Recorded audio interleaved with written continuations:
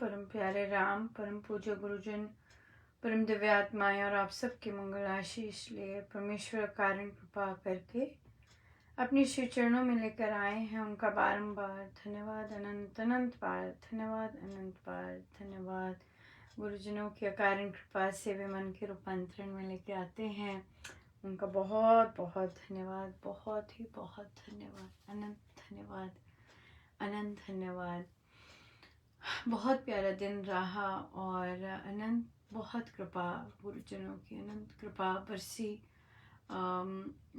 रामोपासना कितनी सुंदर हुई और बहुत ही आनंददायक प्रश्न चर्चा और बहुत ही बड़ी कृपा।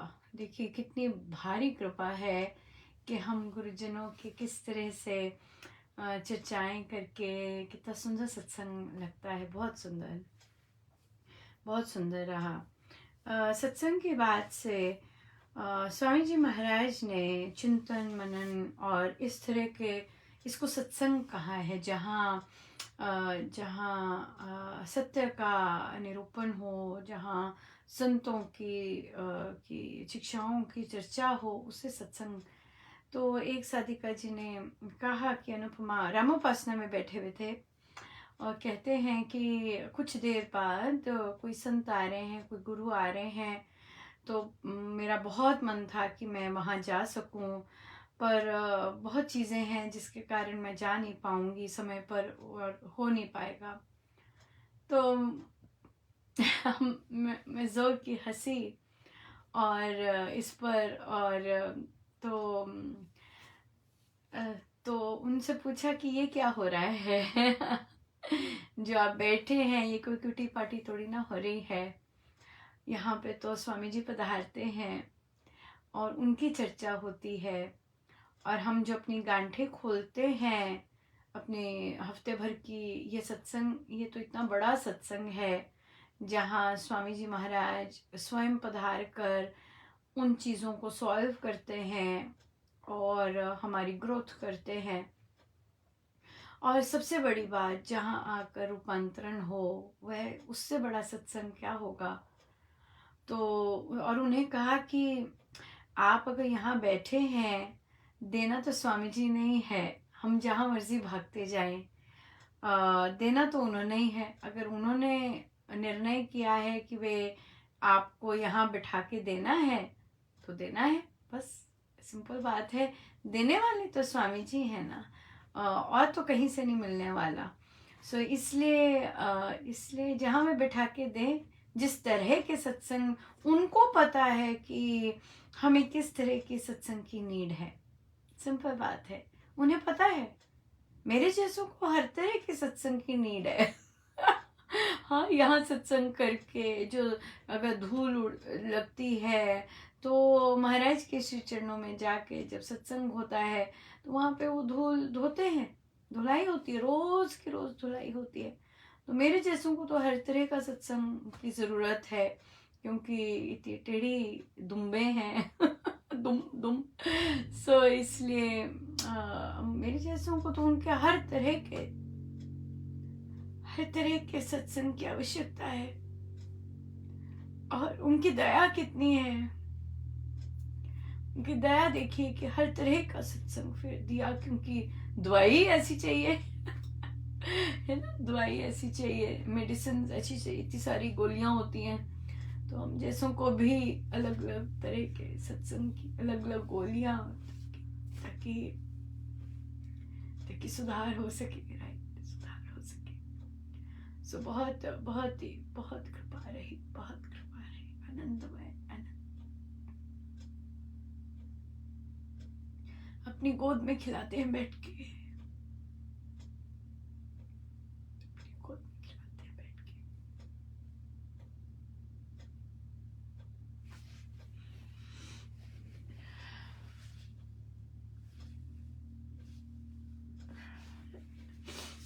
सो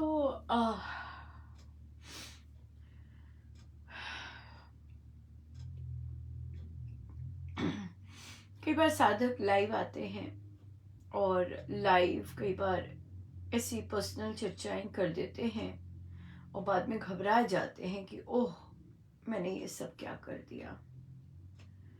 यकीन मानिए कोई कुछ नहीं कर सकता।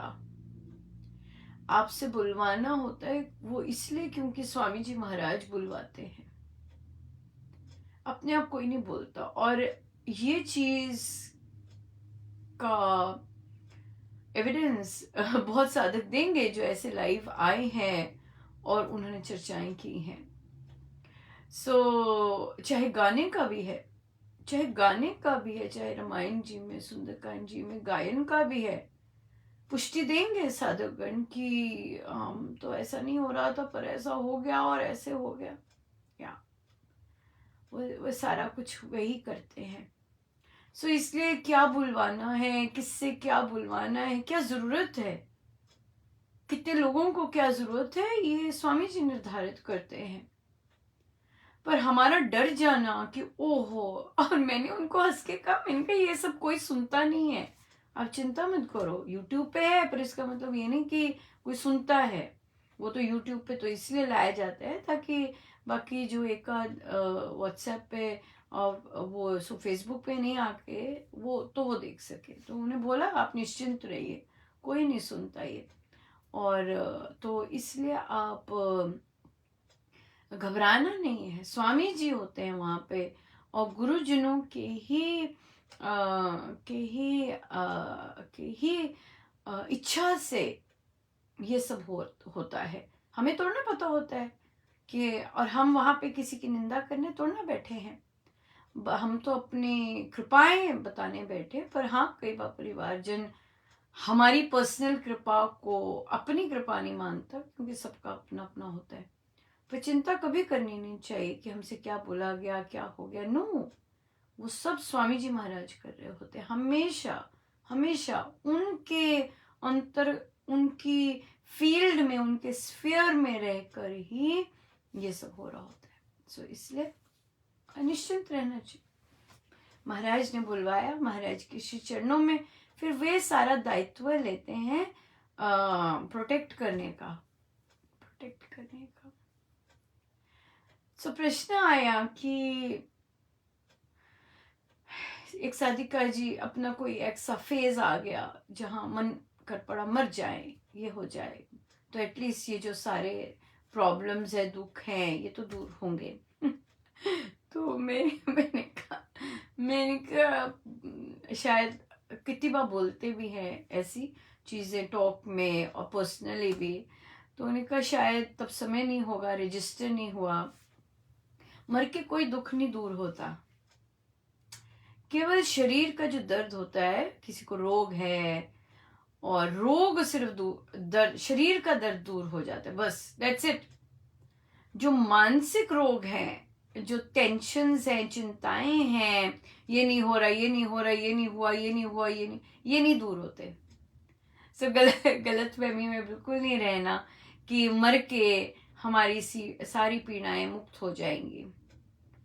जो साधकगण, जो लोग अपने जीवन का अंत करने का सोचते हैं, उन बेचारों को ये नहीं पता होता कि जीवन अंत करने से दुख दूर नहीं होने वाले, वो बढ़ते हैं 4 टाइम्स, लिखा है 4 टाइम्स अधिक बढ़ते हैं। इसलिए ये सब चीजें, ह्यूमन बर्थ तभी इतना इम्पोर्टेंट है कि जितने भी मानसिक रोग हैं वो हम यहीं पे ठीक करके जाएं, राइट। और ये चीजें हमें डॉक्टर्स नहीं बताएंगे, ना ही कहीं हर जगह से नहीं पता चलता। अपने मानसिक रोग जो होते हैं वो यहीं जितना ठीक कर सके। नाम जाप सबसे बेस्ट औषधि है, नाम जाप, ध्यान, सिमरन, और आजकल जो हमारा जप यज्ञ चल रहा है बहुत जबरदस्त है। मेरे मानसिक व शारीरिक दोष दूर होते जाएं। हाँ, ये बहुत इम्पोर्टेंट है और हो रहे हैं। राम नाम से मेरे मानसिक व शारीरिक दोष दूर हो रहे हैं। ये जाप कर रहे हैं, इसका जाप कर रहे हैं हम। मानसिक रोग तो बिल्कुल नहीं लेके जाने। और हमें पता है महाराज से कि शारीरिक रोग सब मानसिक दोषों के कारण ही आते हैं। सो ये जो हमारा टारगेट ही मानसिक दोष है, मानसिक मैल निकले, और जितना हम कर सके, अपना भरसक प्रयास कर सके, और जितना उतार सके, जितना हल्के हो सके उतना हल्के होके जाना ही जाना है। ये क्योंकि ये जो मानसिक रोग हैं, मानस की चीज़ें मरने के बाद 4 टाइम्स ज़्यादा हो जाती है। हर चीज़ 4 टाइम्स ज़्यादा हो जाती है। अगर बहुत अच्छे कर्म किए हैं वो 4 टाइम्स ज़्यादा हो जाते हैं। वो ऐसा वैसी लाइट जो ऑरा होता है उसका वो 4 टाइम्स ज़्यादा बढ़ जाता है। तो नेगेटिविटी का भी 4 टाइम्स ज़्यादा ही बढ़ता है, राइट। सो ये लेके नहीं जाना कुछ भी, और जितना हम जितना हल्का होके जा सके हल्का होके जाने। सो इसलिए फिर से जीवन अंत करने से या मरने से मानस रोग नहीं जाते हैं, सिर्फ शरीर के रोग जाते, चिंताएं, घबराहट, डर, गिल्ट, असुरक्षाएं, नेगेटिव सोचना, ये सब मानस रोग हैं। छोटी छोटी बातों पर अटके रहना, उसी में घूमते रहना, क्षमा ना कर पाना, स्वीकार ना कर पाना चीज़ों को, ये सब मानस रोग हैं। सो ये भक्ति से ही ये ढीले होते हैं, और भक्ति से ही इनका निवारण होता है। या बिल्कुल। सो बहुत बहुत ही सुंदर।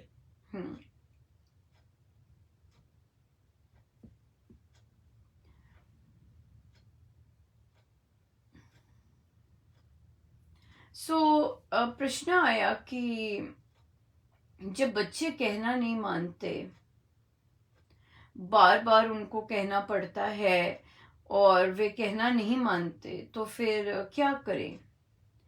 देखिए, जब हम बार बार किसी चीज़ के लिए आग्रह कर रहे हैं और अगर हम राम उपासना लगाते हैं तो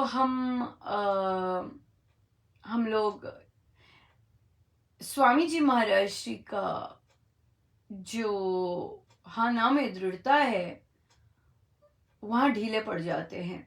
महाराज ने कहा है किसी को आग्रह नहीं करना, राइट, बार बार आग्रह नहीं करना किसी भी चीज के लिए।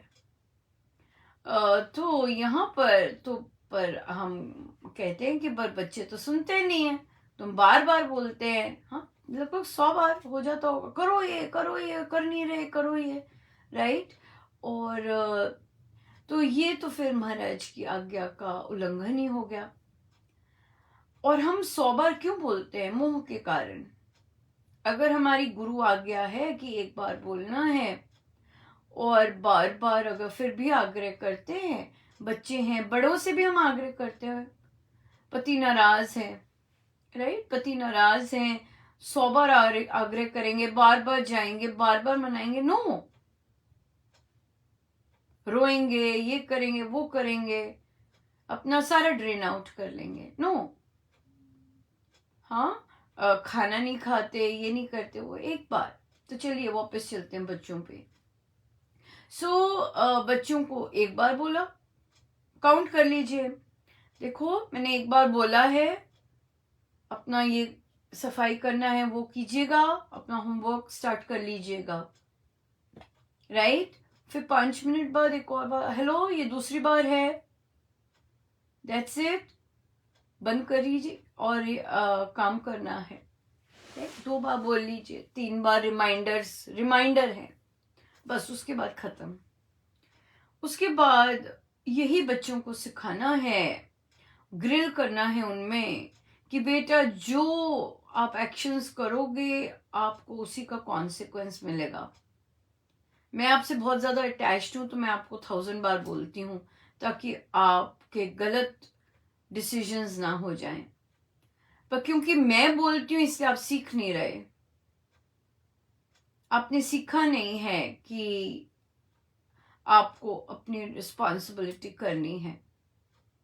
इसलिए जो आप अगर नहीं कर पा रहे, आपने इस समय पर आपने लिखा है कि मैंने ये करना है और आप अभी भी टीवी देख रहे हैं, तो उसका कॉन्सिक्वेंस तो मिलेगा आपको, राइट? कॉन्सिक्वेंस तो मिलेगा आपको।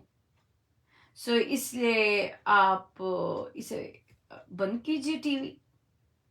और अब आपको, क्योंकि आपने जो समय कहा था उसमें आप नहीं कर पाए हो, तो इसलिए अपना अपना अपना वर्ड नहीं रखा है आपने, तो अपना जो भी आपने कॉन्सिक्वेंस देना है आप दे सकते हैं। कॉन्सिक्वेंस देने में हम लोग ढीले पड़ते हैं, बाहर के लोग ढीले नहीं पड़ते, बहुत कसे हुए उनके कॉन्सिक्वेंस होते हैं, हिलते नहीं है, पर हम ढीले पड़ जाते हैं, बहुत ढीले पड़ते हैं। सो कसे रहना है अपने, चाहे छोटा कॉन्सिक्वेंस दें, चाहे इमीडिएट कोई कॉन्सिक्वेंस दें, पर अगर पहले बोल रखा है कि देखो अगर आप ऐसे नहीं करोगे तो आपका ये जाएगा, नहीं लगेगा। बच्चे टैंट्रम करेंगे, लड़ाई करेंगे, क्यों? उसके कारण मैं क्यों सफ़र करूं? ये बहुत सुंदर आएगा। अब अगर दो बच्चे हैं और एक के कारण दूसरा इस तरह हो रहा है, तो वहां तो बोलना है कि भाई ये तो टीम एफर्ट है, एक दूसरे को हेल्प करना है, एक दूसरे को सपोर्ट करना है, अपना दोनों का जो भी इंटरेस्ट है देखने के लिए। हाँ, यहाँ पर तो इसलिए ये चीज़ बहुत इम्पोर्टेंट है कि हम स्वामी जी की आज्ञा का पालन करें और बार बार आग्रह ना करें, बल्कि एक दो बार रिमाइंडर करके उन्हें बता दें कि जैसा आप डिसीजन लेंगे आपकी लाइफ वैसी बनती जाएगी। अगर आप ऐसे डिसीजन लेते हैं कि स्ट्रेस रहे, क्योंकि मम्मा तो फिर बोलेगी, और स्ट्रेस रहे, तो स्ट्रेस में आपका चॉइस है, आपका चयन है, ये बात है। फिर प्रश्न ये भी आया कि बच्चे आपस में लड़ते हैं और तो इनको लड़ाई का कैसे बंद करें। ये बच्चे बुक क्लब लेते हैं और आपस में लड़ते हैं, तो जब वो लड़ रहे होते हैं आपने उनसे पूछना है, बताइए इस समय कोई कहेगा ये हो रहा है, जो भी इशू है, तो लेट्स से रिमोट कंट्रोल का ही है, मैंने अपना सीरियल देखना है, ये अपना शो देख रहे हैं, ऐसे ऐसे कर लीजिए। तो आप बोलिए कि महाराज क्या करते? अगर महाराज ने ऐसा करना होता तो वे क्या करते? बताइए, आप दोनों ने पढ़े हैं गुरुजनों की पुस्तकें, और बताइए कि महाराज क्या करते, या उन्हें क्या अच्छा लगता कि हम यहाँ क्या कर रहे हैं, राइट? उन्हें क्या अच्छा लगता, पूछिए उनसे, बहुत सुंदर आंसर आपको बताएंगे। और फिर ये भी बोल सकते हैं, क्योंकि स्मार्ट है आज की जनरेशन, हम महाराज थोड़ी ना है, ऐसे बोलेंगे, हम महाराज थोड़ी ना है कि आप हमें कह रहे हो ऐसे। बोले हाँ, महाराज नहीं है, पर उनका जैसा तो करना है ना, जो उनको पसंद है ना? उनकी कृपा पाने के लिए उनके जैसा तो करना है जो उनको पसंद है। और नहीं, मुझसे नहीं होता, ये तो बहुत डिफिकल्ट है, ये तो बहुत डिफिकल्ट है। अच्छा, तो डिफिकल्ट लग रहा है तो उसको सॉल्व कैसे करते हैं? अगर किसी को रिमोट कंट्रोल नहीं दिया जा रहा, राइट, तो उस इस चीज में बल आए, कैसे क्या करते हैं फिर? वो आंसर देंगे आपको। कोई कहेगा जाप करते हैं, कोई कहेगा कि मेडिटेट कर लें। बोलो ठीक है, फिर कर लो, इस समय जाप करो और मेडिटेट करो, देखो आपको क्या आंसर मिलते हैं, क्या आंसर मिल सकते हैं। तो बच्चों से उनके ये मत लड़ो की बजाय इंटेलेक्चुअल डिस्कशन कीजिएगा और गुरुजनों पे लेके आइएगा कि उन्हें क्या पसंद है, वो क्या करते, और और अगर हमसे नहीं हो रहा उस तरह से, तो हमारे अंदर क्या कमी है, हमें ये देखना है, और फिर वो कमी हम कैसे दूर करते हैं, कैसे सिखाया है कि हम अपने अंदर की कमियां दूर करें। ऐसे बच्चों से कहिएगा कि वे अपने आप को सोचें और देखें, जब तक आप ये कॉन्वर्सेशन कर रहे हैं, तब तक झगड़ा काइंड ऑफ तो होना चाहिए समाप्त। अगर नहीं होता, लगे रहिए, इस कॉन्वर्सेशन पर लगे रहिए, गिव अप मत कीजिए। बात होती है जब हम थक जाते हैं, और नेचुरल है कि कई बार दिन भर के काम के बाद ये वाला युद्ध भी देखना पड़ता है और हो जाता है। कई बार रात के 11:30-12 बजे आप सोने जा रहे हो और ये चीज स्टार्ट हो गई। सो इसलिए इसी तरह डांट के तो होगा नहीं, क्योंकि उससे हम ही एग्जॉस्ट होंगे। इस तरह की चर्चा से क्या हो जाएगा, गुरुजनों की जब हम बात करते हैं तो गुरुजन तो पधार ही जाते हैं, राइट। तो चर्चा में लगाइए बच्चों को और देखिए क्या कहते हैं, शेयर कीजिएगा अगर ट्राई करें तो। हमें भी लगता है कि हाँ बहुत सुंदर हो पाएगा। ठीक है जी, चलते हैं, हम बिल्कुल समय पर हैं। और बड़ी कृपा है गुरुजनों की, बहुत कृपा है गुरुजनों की।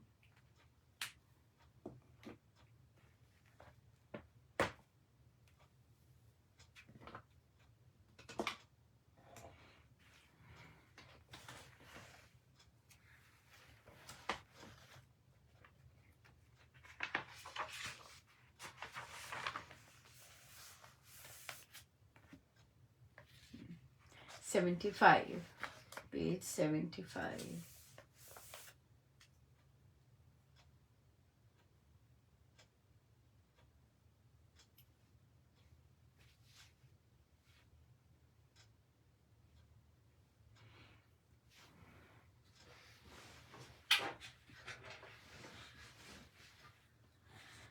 बोले राघव धैर्य लाओ, थामो दिल मन शांत बनाओ। राम लखन है लख कर सोही, उनके पैरों पड़ अति रोही। बोली देव दया दिल लाए, दीन के दूर दिन दुख भगाए। दोष दाह से दर्द हुई को, तूने किया सजीव मुनि को। चरण शरण अग हरण तिहारी, जय राम जय राम जय जय राम। शांति करण मुद मंगलकारी,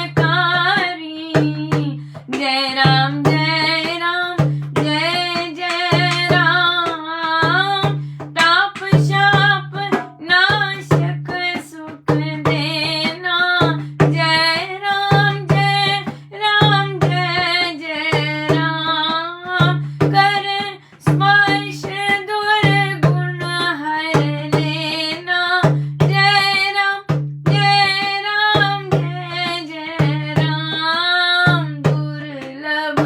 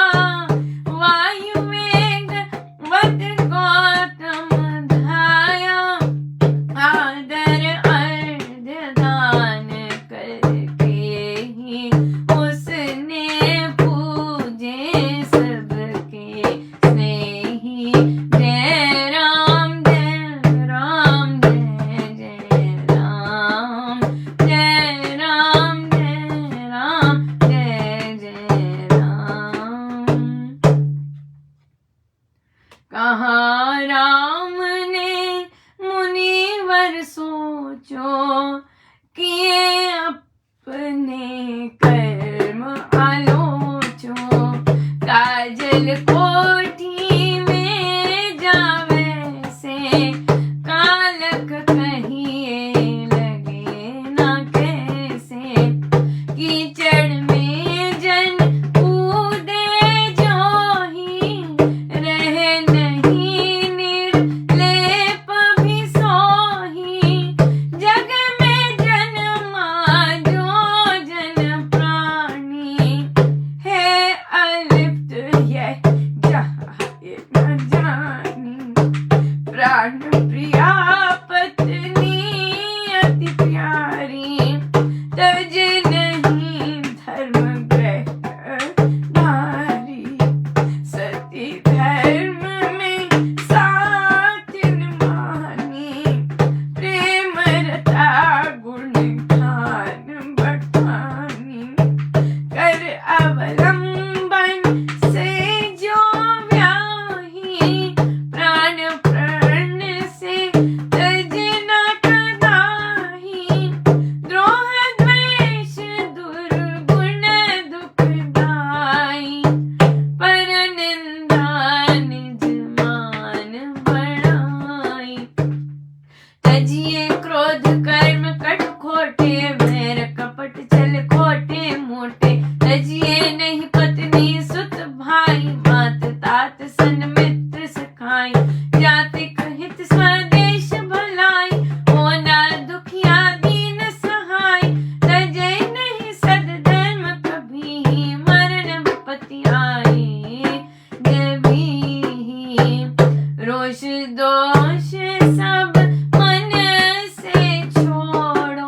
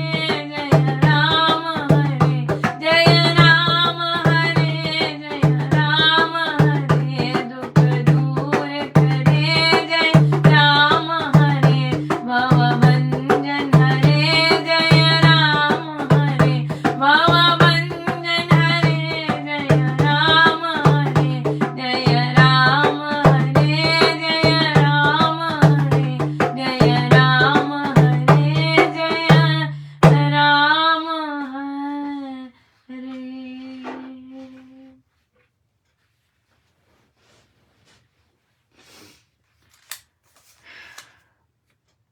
कितना सुंदर महाराज ने,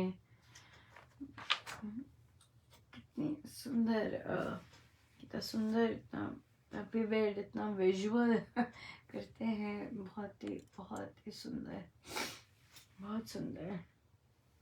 कैसे दया दिखलाई और कैसे अहिल्या कैसे बोलती है कि प्रभु कैसे मैं दोष से, कैसे मुझ पर कालक लग गई भगवान। क्या हुआ था अहिल्या को पता है ना,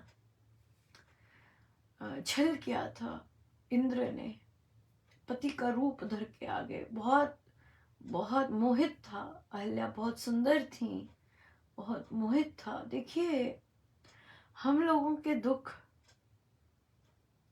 किस तरह के हैं और अहिल्या के देखिए किस इंटेंसिटी के दुख है ना, किस तरह से छल कर गया, एक तरह से बलात्कार कर गया और उनको पता ही नहीं चला।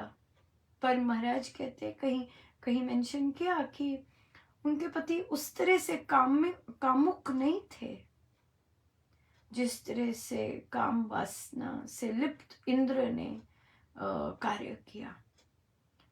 और आई गेस कहीं ना कहीं सुना महाराज से ही, कहीं किसी प्रवचन में, कि उनको ठनका भी कि मेरे पति तो इस तरह कामुकता नहीं दिखाते, ये आज किस तरह से हो रहा है। और जब उनको ये चीज और ज्यादा हुई तो then she realized what has happened। और तब तक गौतम ऋषि वापस आ गए थे और कथा है कि वो वापस आए और इस तरह से फिर पकड़े गए दोनों।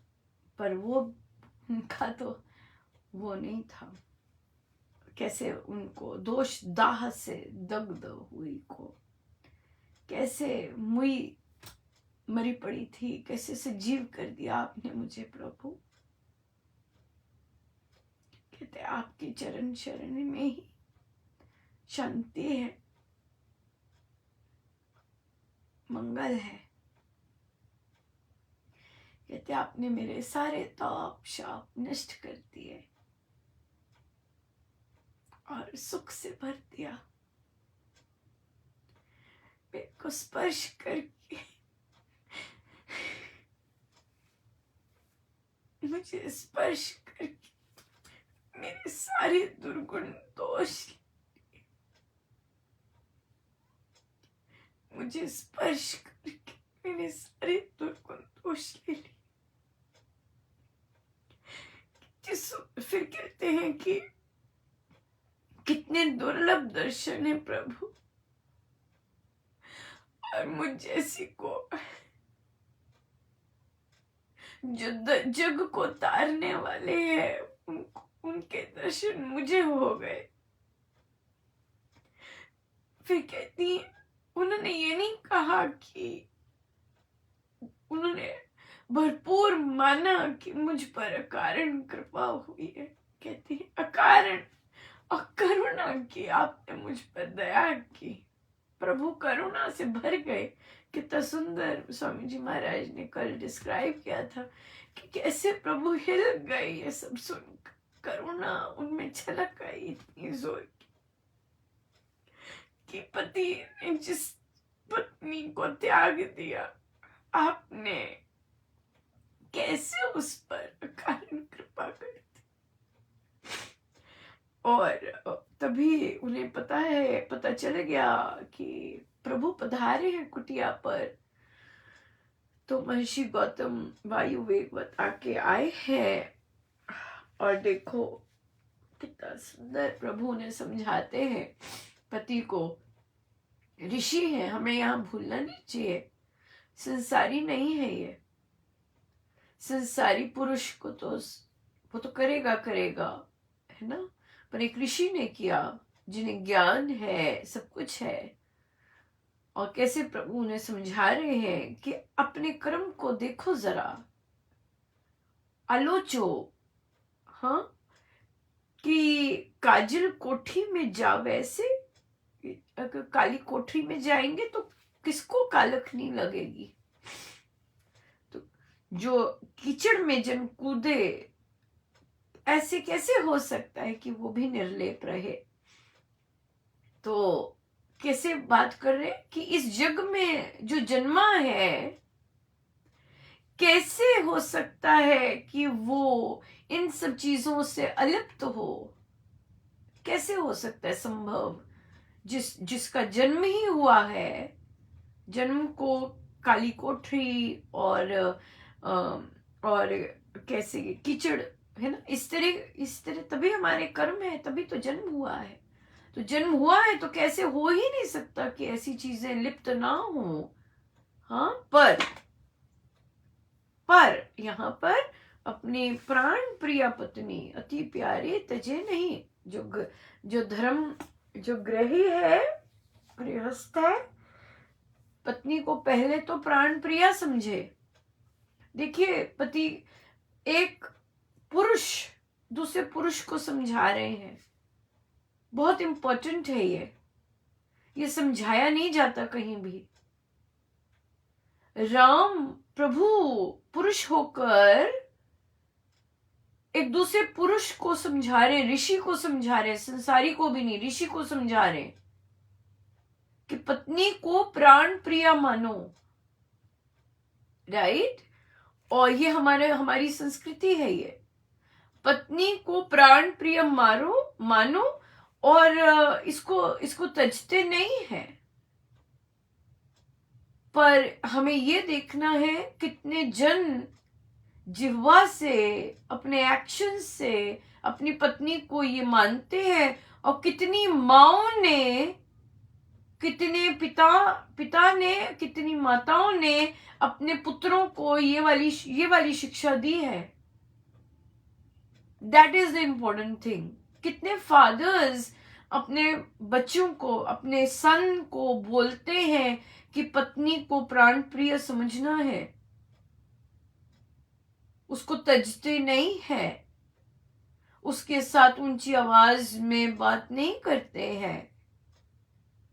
कितने मेन अपने सन्स को ये चीज सिखाते हैं कि विमेन के साथ, अपनी पत्नियों के साथ किस तरह बिहेव किया जाता है।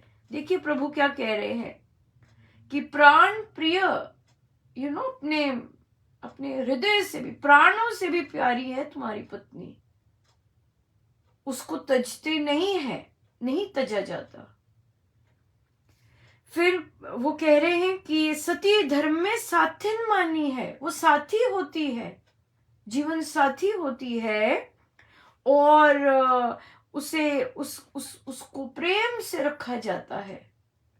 हाँ, प्रेम रता गुण खान बखानी, कि उसको प्रेम से रखकर उसके गुणों का बखान किया जाता है। अब बताइए कितने पेरेंट्स अपने बच्चों को, अपने सन्स को, ये पुरुषों की बात हो रही है, कितने माता पिता अपने सन को ये वाली, अपने पुत्रों को ये वाली शिक्षा देते हैं, कैसे पत्नी को रखा जाता है।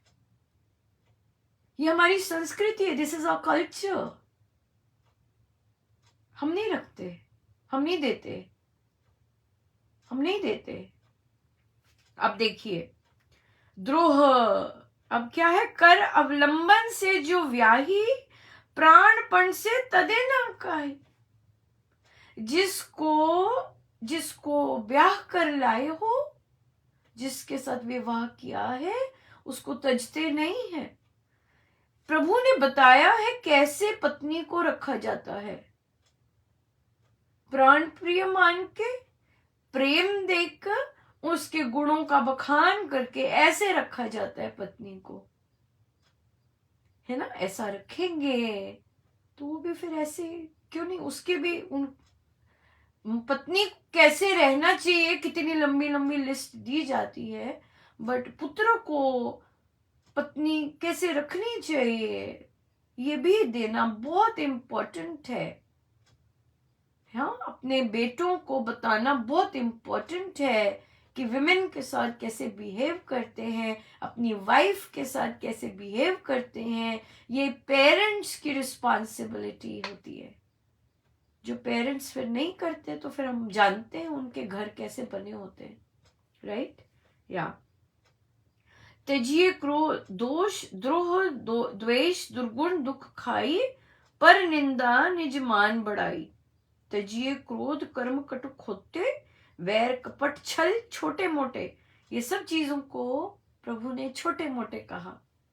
वैर निंदा आपस की, पति पत्नी की बात हो रही है, आपस के जो द्रोह द्वेष है, जो एक दूसरे को दुर्गुण हम देखते हैं, उनकी निंदा करते हैं। हाँ, और ये सब छोड़ो। कहते अब जनरल बोल रहे हैं, किन को छोड़ा नहीं जाता। पत्नी, पुत्र, भाई, माता, पिता, मित्र, सखा, इनको तजा नहीं जाता। और प्रभु किनको दे रहे हैं ये आदेश, किनको ये उपदेश दिया जा रहा है? एक पुरुष को दे रहे हैं, है ना, एक पुरुष को दे रहे हैं। जगह जगह पे माँ सीता को उपदेश दिया गया, विभिन्न नारियों ने दिया कि पति के साथ कैसे रहना। ये एक ऐसा पॉइंट जग स्थान है जहां प्रभु ने बताया है एक पुरुष को कि अपनी पत्नी के साथ कैसे रहना है, कैसे उसे रखा जाता है, कैसे उसके साथ व्यवहार किया जाता है, और उसके बाद कैसे किन लोगों को तजा नहीं जाता। तभी हमारे देश में तजना है ही नहीं, ये हमारा कल्चर नहीं है तजना, ये बाहरी कल्चर है। ये ऐसे रखा जाता है पत्नी को, कई परिवारों में रखते हैं पर सभी में नहीं रखते। तभी हमारी सड़कें, तभी हमारे रोड्स और अनसेफ, तभी हमारी बसेस और अनसेफ, राइट। तभी निर्भय होके नारी नहीं जा सकती। क्यों? क्योंकि पेरेंट्स ने अपनी रिस्पॉन्सिबिलिटी नहीं निभाई। नारी को कैसे रखा जाता है ना घरों में निभाई है, सिखाया है कि कैसे वाइफ को रखा जाता है, ना इन जनरल बताया है कि महिलाओं के साथ कैसे व्यवहार किया जाता है, नहीं सिखाया, एब्सेंट है ये। पर रामायण जी में प्रभु ने स्वयं सिखाया है, कहीं और नहीं ये बताया। राजा दशरथ ने नहीं बोला कि तुम कैसे पति बनना, राजा जनक जी ने नहीं कोई उपदेश दिया कि तुम कैसे पति बनना।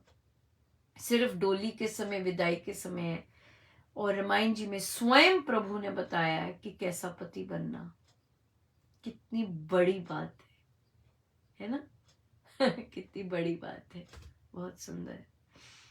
और फिर प्रभु कहते हैं कि अपने दिल की जितना भी मैल है, दुविधा है, दूर कर दो इसे।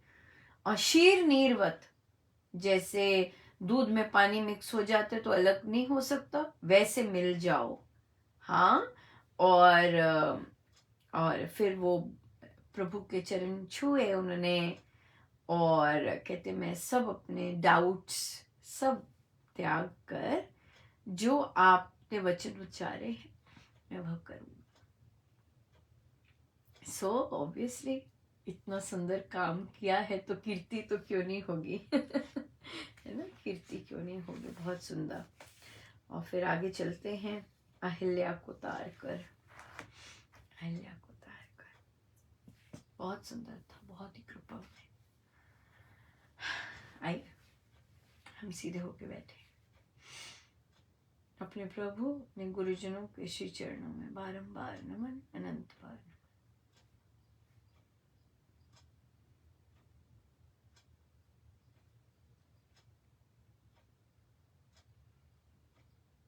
राम नाम से हमें अपने परमेश्वर का स्पर्श मिलता है। प्रभु हमें टच करते हैं जब हमारा राम नाम हम लेते हैं। क्यों? क्योंकि प्रभु अपने नाम में विराजमान है और उनके स्पर्श से, राम नाम के स्पर्श से हमारे अनेकों पाप ताप सब दुख दूर हो जाते हैं, हो रहे हैं, और हमारा रोम रोम आनंद व सुख से पुलकित हो जाता है। आज जब जाप करें और ध्यान करें, सिमरन करें, तो कहें कि राम नाम के जाप से मुझे राम का स्पर्श मिल रहा है। राम मुझे रोम रोम से छू रहे हैं। उनके स्पर्श मात्र से मेरे अनंत अनंत दोष दूर होते जा रहे हैं। मानसिक दोष दूर हो रहे हैं, शारीरिक दोष दूर हो रहे हैं।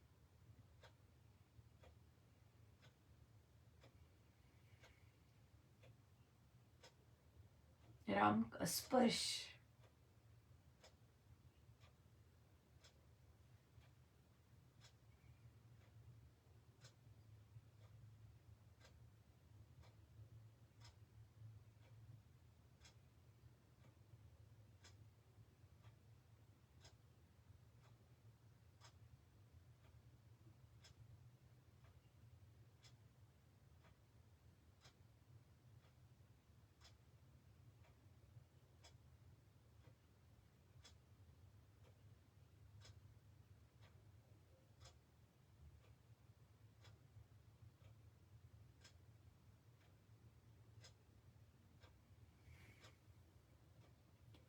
सब गुरुजनों का उन्हीं के श्री श्री चरणों में। जय जय राम, जय जय राम, जय जय राम।